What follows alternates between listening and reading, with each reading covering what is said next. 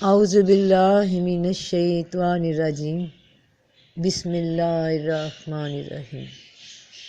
السلام علیکم ورحمۃ اللہ وبرکاتہ۔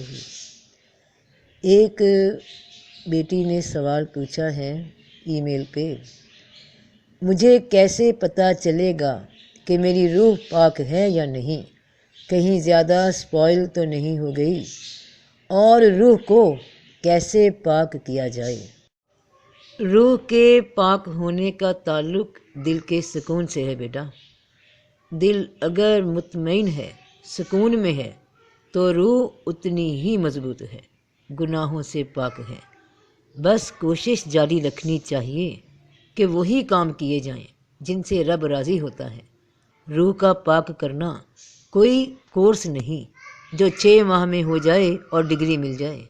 یہ تو عمل کے ساتھ ساتھ، نیت کے ساتھ ساتھ بنتا اور بگڑنے والا عمل ہے۔ کوشش لگاتار ہے، جہاں بریک لگی پھر سے شروع کر دو۔ جد و جہد میں رہو نیکیوں کے کمانے کی۔ جب لگے کہ دل کو بے چینی ہے تو سمجھ جاؤ کہ کوئی عمل فطرت کے خلاف ہوا۔ بڑا سیدھا سا فارمولہ ہے بیٹا۔ اللہ آسانیاں فرمائے، آمین، جزاک اللہ۔